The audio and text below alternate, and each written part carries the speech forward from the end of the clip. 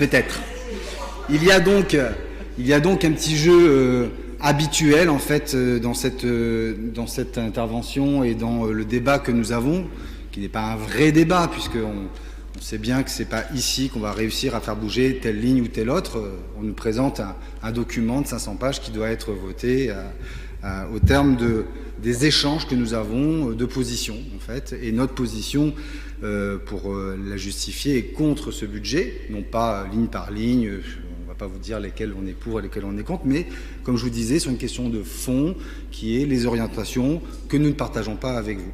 La première, vous la connaissez, nous ne sommes pas les seuls à dire qu'il y a un souci sur la question de la vision que vous avez de l'aménagement du territoire, notamment des Ardoines, mais pas que, parce que nous ne partageons pas votre vision qui est de densifier beaucoup plus la ville, de continuer à densifier, qui est pour nous non pas un problème par rapport au mot de densification ou bétonisation comme on l'utilise souvent, mais parce que derrière ça, ce que nous cherchons, c'est comment on peut améliorer les conditions de vie des habitants.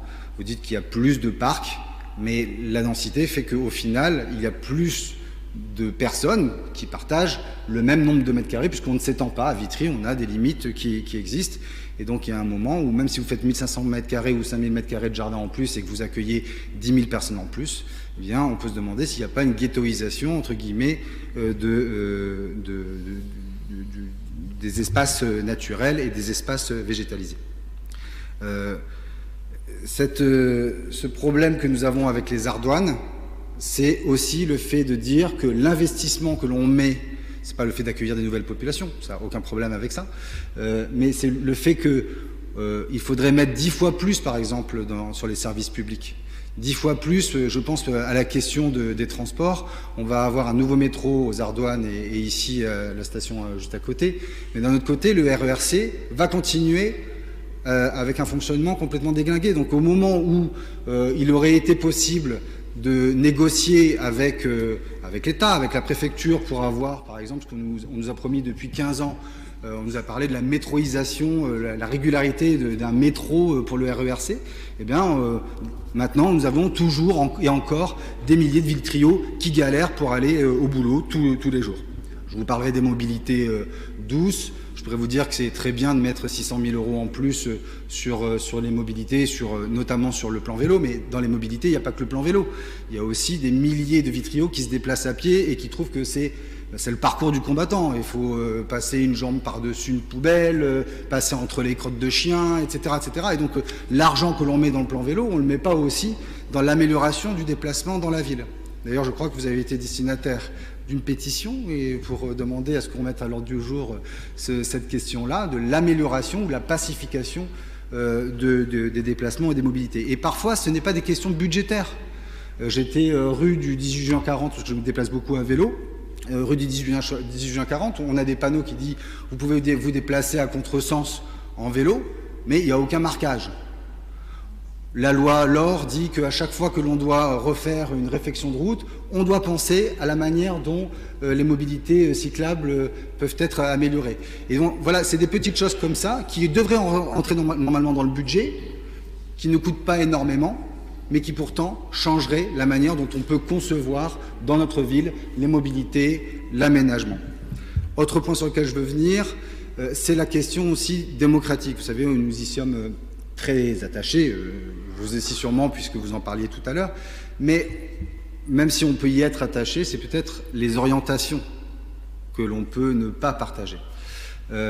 Comment pour nous, la problématique, c'est comment on met le citoyen au centre de la prise de décision. C'est-à-dire que comment on délègue à un moment ce que ici, ce qui se dit que l'on fait, c'est-à-dire de prendre des décisions pour un an avec un budget, comment à un moment on délègue et comment on croit dans le pouvoir des citoyens d'agir. Eh bien ça, notamment, ça passe par des outils qui ne sont pas que de la com, qui sont, j'en cite un comme ça, mais on n'est pas arc-bouté sur cet outil qui est le budget participatif, mais c'est comment, à un moment, les citoyens s'emparent d'un budget qu'on leur met à disposition, un budget d'investissement, pour dire, voilà, nous sommes majoritairement plus pour le développement de tel projet ou de tel autre proposé par les habitants. Ce volet démocratique, c'est aussi celui des associations. Et ce que vous ne dites pas, vous dites que vous augmentez, par exemple, l'enveloppe pour les subventions aux associations, mais c'est pourquoi, du jour au lendemain, vous décidez, par exemple, pour une des associations qui est la plus importante de Vitry, en tout cas c'est celle qui est censée apporter une dynamique pour le tissu Vitrio, le tissu associatif Vitrio, pourquoi vous diminuez de, je crois, pratiquement 20% la subvention au centre culturel de Vitry. Et ça, par exemple, dans l'ensemble des éléments que vous nous avez donnés, c'est totalement disparu, en fait, de votre argumentation, parce que, on peut le comprendre, vous voulez mettre en avant plutôt ce qui fait bien. Et voilà, et nous, malheureusement, on est parfois là pour dire ce qui ne va pas bien et ce qui peut être amélioré. Sur le volet associatif, on vous le dit à chaque fois, nous ne comprenons pas la logique. Comment peut-on donner pour deux associations qui ont à peu près le même objectif, aider par exemple des familles qui sont dans la précarité, donner à l'une 150 € alors qu'elle s'escrime depuis des années à aider 150, 200 familles, et qu'elle demande, cette association-là, à être beaucoup plus aidée, accompagnée par la ville, et quand d'autres font le même travail, on leur donne 15, 20, 30 000 €. Vous voyez bien que ça crée des décalages. Et donc si on n'objective pas, on peut y avoir du parti pris, du clientélisme, tout ce que vous voulez, mais si on n'objective pas, mais ça donne cette impression-là. Ça donne cette impression-là qu'il y a une inégalité de traitement et de l'injustice entre les associations. Or, les associations, c'est quand même un des maillons essentiels démocratiques que nous avons dans notre ville. Il y a la question de la communication, de la presse, il y a la question, tout à l'heure, je disais, de la citoyenneté, il y a la question associative. C'est un élément très important. Voilà, je pourrais continuer des heures, mais nous avons dit que nous ferions un gros effort pour condenser nos interventions. Je voudrais juste terminer par deux petites choses. La première, parce que je pense qu'elle nous tient tous à cœur, c'est la question de l'action sociale. On a, grosso modo, une enveloppe générale pour l'action sociale vis-à-vis du CCAS qui est assez identique.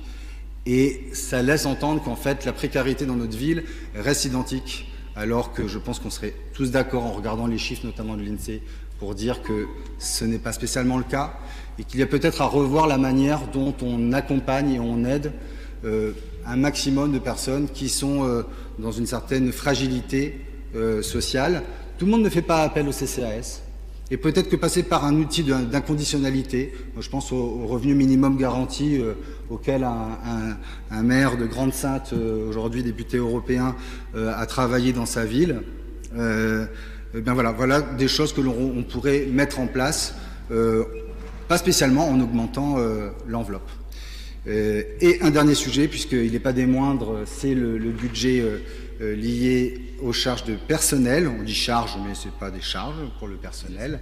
Il augmente. On a bien entendu la réflexion qu'il y a entre prime de pouvoir d'achat d'un côté, augmentation du régime indemnitaire du RIFSEP. On a vu qu'il était ce budget plus conséquent. Je crois que c'est plus de 3 millions en plus que l'année dernière. Il y a quand même une question qui se pose et sur laquelle je veux me pointer le doigt. C'est que quand on regarde l'évolution de la rémunération des titulaires, elle ne cesse de diminuer. La rémunération des non-titulaires ne cesse d'augmenter. C'est un point sur lequel, cette année, l'année dernière et régulièrement, c'est un problème que l'on a. Oui, à Vitry, on perd 3 millions sur la rémunération des titulaires. Et si je ne me trompe pas, parce que les lignes ont un peu bougé depuis l'année dernière, et je crois qu'on double, on passe de 11 millions à 22 millions, la rémunération des non-titulaires, donc des contractuels.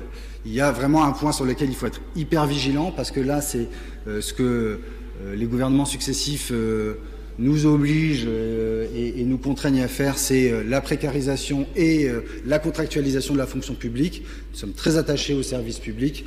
Nous pensons que vous l'êtes aussi. Il y a un sujet sur lequel travailler. Voilà quelques orientations sur lesquelles nous nous inscrivons en faux. Je finis ici mon sujet.